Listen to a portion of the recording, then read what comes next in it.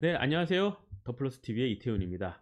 이제 곧 21대 대통령 선거가 있는데, 누가 당선될지는 아직까지는 뭐 알 수는 없죠. 근데 뭐 각종 여론조사라든지 이제 뭐 그런 지표들을 보면 민주당의 이재명 후보가 많이 거론이 되고 뭐 유리하다, 좀 당선에 가깝다라는 얘기들 요즘에 심심치 않게 많이 들리고 있는데, 이번에 제가 전해드릴 내용은 민주당이 뭐 집권을 했을 때 만약인 거죠. 부동산 가격이 많이 상승하더라입니다. 최근에 이런 뉴스들이 좀 한 번씩 나오기는 하는데 이것들 때문에 뭐 집을 뭐 사느냐 마느냐 아직까지는 그런 큰 움직임은 서울에서는 없는 것 같고요. 민주당 정부가 어떤 서민들을 위한 다라는 정책들을 많이 발표를 하잖아요. 그것들이 다 뭐냐면 돈을 일단 풀겠다는 얘기거든요. 내수 경제가 어려우니까 서민들이 좀 살기가 어려우니 거기에 이제 마중물처럼 돈을 이렇게 푼다. 그래서 뭐 호텔 뭐 경제학이라든지 뭐 그런 얘기들이 요즘에 많이들 시끌시끌 하잖아요. 그런데 그런 것들이 어떻게 보면 언발의 오줌 누기라고 저는 생각을 합니다. 왜냐면 이게 이렇게 푼돈으로 조금 풀리는 거잖아요. 우리가 뭐 25만 원을 받음으로 인해서 갑자기 어떤 삶이 팍 풍족해지거나 그런 것들이 아니라 25만 원어치를 조금 뭔가를 먹는 것에 구입하는 그런 내용들이 저번에도 한번 경험을 해 보셔서 많이들 아실 것 같은데, 그런 것들이 끝이 나면 어쨌든 그러니까 시장 안에 돈이 너무 많이 커지다 보니까 그런 것들이 이제 부동산 시장으로 많이 흘러갔었습니다. 그런데 이번에도 그렇게 흘러갈 건지 내지는 그런 것들을 조금 확인을 해 보셔야 되는데, 최근에 뭐 강남의 집값이라든지 그런 것들이 너무 많이 폭등을 했었고, 그 다음에 이제 토호제가 묶이고 난 다음에 그 주변으로 조금 가려고 하는 분위기들이 있는데, 그런 분위기들만 봐가지고 내가 이 집을 지금 당장 사야 될 건지 말아야 될 건지, 뭐 투자를 해야 될 건지 말아야 될 건지에 대해서 고민들이 참 많으실 겁니다. 그래서 제가 오늘 조금 말씀을 드리려고 하는 것들은 경제 정책이라든지 시장의 심리, 그리고 수급 상황, 그리고 신도시의 어떤 개발들과 같은 특정 정책들이 이제 복합적으로 좀 작용하지 않을까라고 저는 생각을 해보고, 왜 민주당 정부가 만들어지면 부동산 쪽으로는 좀 서민들이 더 어렵다 그리고 힘들다라는 이야기들이 심심치 않게 나오는 것들에 대해서 하나하나씩 좀 설명해 드리겠습니다. 첫 번째로 제가 좀 가져온 키워드는 확장적 재정 정책과 유동성의 증가입니다. 과거 민주당 정부가 복지 확대라는 걸 통해서, 그리고 공공투자 등 확장적 이제 재정 정책을 통해서 경제 활성화를 추구하는 그런 그림들을 많이 보여주셨는데요. 이는 시장의 유동성을 공급하면서 부동산과 같은 자산에 대한 좀 수요가 몰리게 하는 그런 이제 현상들을 많이 보게 됐는데요. 증가한 유동성을 이제 투자자들은 좀 부동산을 이제 구매하는데 약간 촉진제처럼 사용을 해서 가격 상승을 유발시키고 있습니다. 경기 부양을 위해서는 당연히 조금 필요한 필수적인 수단 같아 보이지만, 정부가 무리하게 돈을 쓰다 보면 결국에는 그걸 미래 세대가 감당해야 될 좀 부담이지 않을까라고 생각이 들고요. 그만큼 좀 신중해야 되겠죠. 지금도 정책을 공약들을 보면은 뭐 기본소득이라든지 방금 말씀드렸듯이 뭐 지역 화폐를 뭐 발행을 한다든지 그런 재정 확대 정책들을 좀 볼 수가 있는데, 그런 유동성이 좀 풍부해져 있으면 돈이 갈 데가 없으면은요, 일단 첫 번째로 부동산으로 좀 많이 몰리는 성질들이 이제 뭐 과거를 빗대어서 보면 좀 많이 있었죠. 그리고 이제 아파트 시장의 가격이 그래서 좀 상승할 가능성이 높다라고 요즘에 신문 기사에 좀 많이 나오는 것들이 있고요. 그리고 또 두 번째로는 저금리 정책이 있는데요.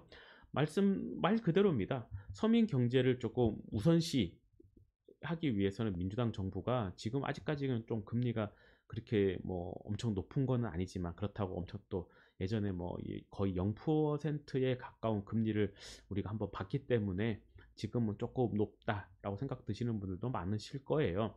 그러다 보면 이제 저금리 기조를 조금 유지하거나 아니면 더 내리기 위해서 어떤 불경기, 그리고 지금 내수를 좀 활성화시키는 그런 명분을 통해 가지고 아마 좀 금리를 조금 더 내리려고 많이들 노력을 하실 것 같은데, 그러면 이제 자영업자들이 지금 최근에 많이 어렵다라는 뉴스도 많이 보셨을 거예요. 그래서 이제 이런 정책들 저런 정책들이 나올 것 같은데, 낮은 금리를 이용할 수 있다라는 거를 조금 생각을 해 보시면은요. 대다수의 서민들보다는 어쩌면 이제 신용이 좀 좋거나 돈을 좀 많이 가지고 계시는 그 신용도가 높은 자산가들이 아무래도 저금리를 더 많이 이용할 수 있지 않을까라고 저는 생각이 듭니다. 그래서 대출 비용을 낮춰지면 뭐 서민들한테 대출 금리가 낮아진다라고 해 가지고 내가 가지고 있는 목돈이 크지 않기 때문에 쉽게 뭔가를 인제 아파트라든지 뭐 그런 거에 구입을 하는 것에 대해서 멈칫멈칫하지만, 신용도가 높은 자산가들한테는 또 금리가 낮아짐으로 인해 가지고 부동산 구매에 대한 어떤 욕구들이 또 꿈틀꿈틀할 수 있는 그런 부분들이 저는 있다고 생각을 합니다. 그래서 아파트 인제 부동산 구매 수요가 증가하게 되면 또 가격이 일단은 좀 점점 높아질 수 있는 그런 상황들이 발생이 될 수 있고요. 그리고 주택담보대출의 접근성이 높아지면 질수록 시장 과열이 조금 가능성이 더 커진다.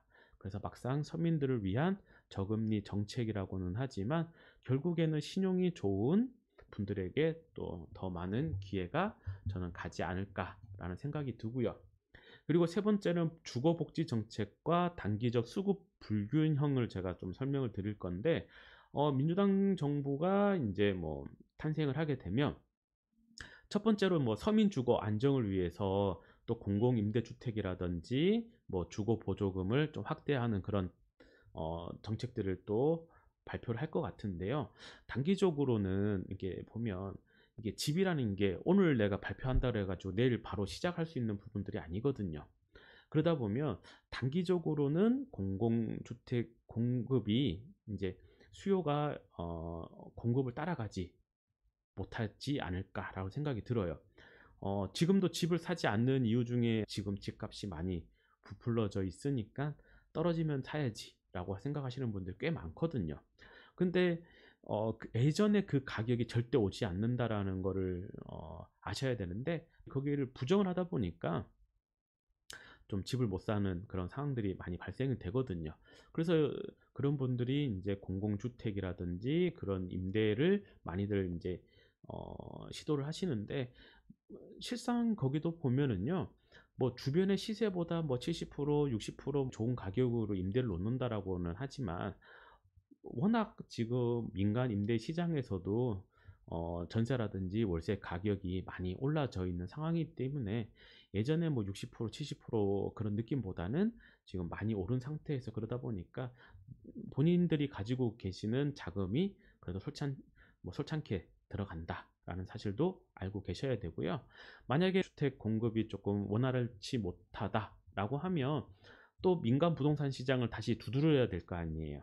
그러면 뭐 전세가라든지 월세가가 점점 올라갈 수 있는 상황이 발생을 한다라고 하면 또 가격 상승의 압박이 또 발생을 할 요인이 생기는 거고, 그리고 뭐 공급은 이제 뭐 정책 발표하고 달리 또 각종 규제와 또 비싼 땅값으로 인해 가지고 원활하지 않을 수 있다라는 것도 인지를 하셨으면 좋겠고요. 그래서 뭐 단기적으로 올라갈 수 있다 내지는 또 많이 이제 집값이 많이 폭등하는 지역들은 또 마찬가지예요. 도심지하고 뭐 인기 지역에서 특히 또 두드러질 것 같고요. 그래서 내 집 마련보다는 공공 임대를 원하는 사람들이 워낙 많다. 그리고 내 집 마련에 부정적인 사람들이 월세나 전세를 얻어야 하고, 또 그런 분들이 또 외곽을 또 가려고 하지는 않는 분들이 또 꽤 있다라고. 인기 지역이나 도심지에 또 전월세 가격이 올라가게 되면 매매 가격이 또 상승할 가능성이 높다라는 것도 인지하고 계시면 좋으실 것 같습니다. 네 번째로는 이제 신도시 개발과 토지 보상금인데요. 지금 3기 신도시가 지금 발표한 지 어느덧 벌써 한 6, 7년이 된 것 같아요. 근데 요번에 또 이재명 후보가 또 발표한 거 보면 또 벌써 4기 신도시를 준비하겠다라는 내용들이 나왔는데, 이게 주택 공급 확대를 위해서 신도시 개발을 선호를 해요. 왜냐하면 기존에 있는 이게 도심지에 있는 재개발 재건축은 기득권이라고 생각들을 하시는 것 같아요. 그러다 보니까 거기에 어떤 개발을 통해서 그분들의 뭐 개발 이익을 되게 많이 가져간다라고 생각들을 하시는데, 근데 또 크게 보면은요. 집을 가지고 싶으신 분들의 어떤 욕망은 어떤 외곽의 어떤 아파트보다는 서울하고의 어떤 접근성과 조금 가까운, 아니면 서울 안에 있는 아파트들을 더 선호한다라는 것들을 조금 생각을 하셔야 되는데, 어떤 정책들이라는 것들은 어, 좀 신도시 개발에 만약에 맞춰진다라고 하면 이게 토지 보상금이 또 어마어마하거든요. 그래서 3기 신도시도 지금 뭐 난리 났잖아요. 솔직히 뭐 예전처럼 이거 정부에서 수용해 간다라고 하면 뭐 두 손 두 발 다 들고 환영하는, 내지는 뭐 어쩔 수 없다 포기하시는 것들이 아니라 적극적인 어떤 행위들로 인해서 한 푼이라도 더 받기 위해서 좀 많이 어떤 대책위원회라든지 뭐 비상대책위원회라든지 그런 것들이 많이 발족이 되고, 그럼으로 인해서 좀 사업이 자꾸 딜레이가 되고 있는 모습들을 많이 보이거든요. 그래서 만약에 그런 것들이 합의가 잘 되어서 토지 보상금이라든지 그런 것들이 많이 풀리게 되면 그 주변에 있는 땅값부터 또 많이 올라요. 왜? 대토라고 하는, 세금을 적게 내기 위해서 하나의 방편인 뭐 대토를 통해서 주변에 이제 부동산 시장, 이제 부동산 가격, 그러니까 땅값 자체를 좀 교란시키는 그런 부분도 있고, 그러다 보니까 그런 부동산 시장으로 큰 보상금들이 다시 재유입되더라. 그래서 주변에 부동산 가격이 다시 상승을 좀 부추길 수 있더라. 그런 것들도 좀 생각을 하시고 계시면 좋겠습니다. 그리고 다섯 번째는 특정 지역의 개발과 투기 수요인데요. 방금 말씀드렸던 어떤 신도시 건설이나 재개발 등 특정 지역에 대한 규제와 투자와 규제가 완화되면 그 해당 지역의 부동산 가격이 급등합니다. 그래서 민주당 정부가 항상 이제 많이들 얘기하는 거 있잖아요. 어떤 지역 균형 발전을 위해서 어디를 개발을 해야 된다. 그런 것들이 보면 그 신도시의 자원이 또 집중이 돼요. 그러면 투기라는 수요가 또 그 특정 지역 그리고 특정 신도시에 또 몰리기 시작을 하면서 가격 상승이 많이 올라간다 라고 생각하시면 되고요. 그리고 그 격차를 줄이기 위해서 신도시라는 어떤 새로운 도시를 개발을 하지만 결국에는 어떤 격차를 줄이기보다는 또 신흥 부자들이 많이 나올 수 있다 라고 인지하시면 되겠습니다. 그리고 여섯 번째로는 이제 인플레이션 기대과 실물 자산을 선호를 한다라는 내용인데요. 방금 첫 번째 말씀드렸던 확장적 재정 정책하고 이건 맞물리는 거거든요. 이제 돈이 시중에 많이 풀리게 되면 인플레이션이라는 게 발생을 합니다. 그 인플레이션이라는 걸 발생을 하게 되면 우리가 이제 뭐 돈의 가치는 떨어지고 실물 자산의 가치가 올라간다. 최근에 금값이 그런 부분들이었거든요.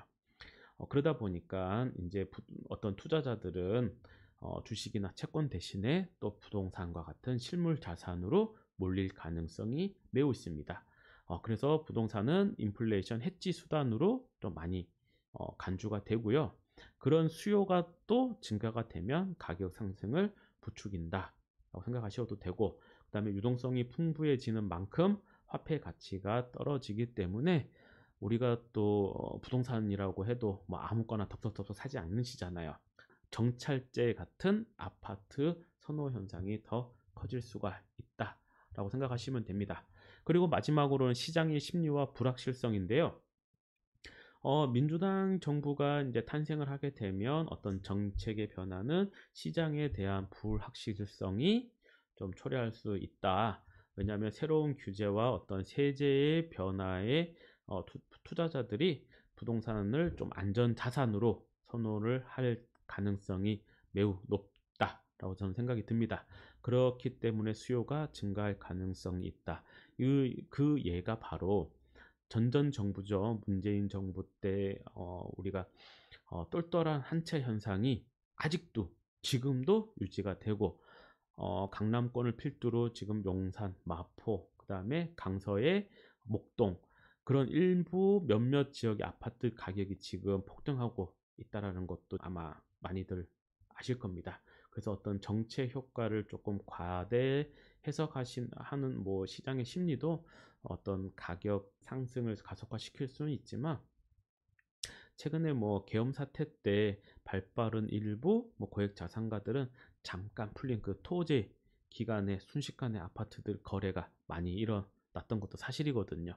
어떤 그런 시장의 심리와 불확실성을 통해 가지고 사람들은 조금 변동성이 더 적은 그런 어떤 자산들을 더 선호한다라는 거를 좀 알고 계시면은, 앞으로 우리가 어떤 뭐 정부가 탄생을 하던 거기에 좀 잘 대응할 수 있다고 저는 생각을 하고요.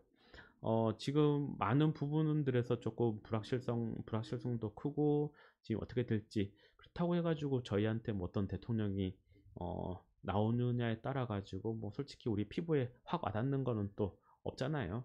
근데 최근에는 뭐 이런 것들이 저런 것들이 많이 힘들게 하다 보니까 제가 오늘 이런 영상을 찍었고요. 앞으로 이제 종종 자주 좀 이슈에 대해서 많이 올려드리겠습니다. 네, 감사합니다.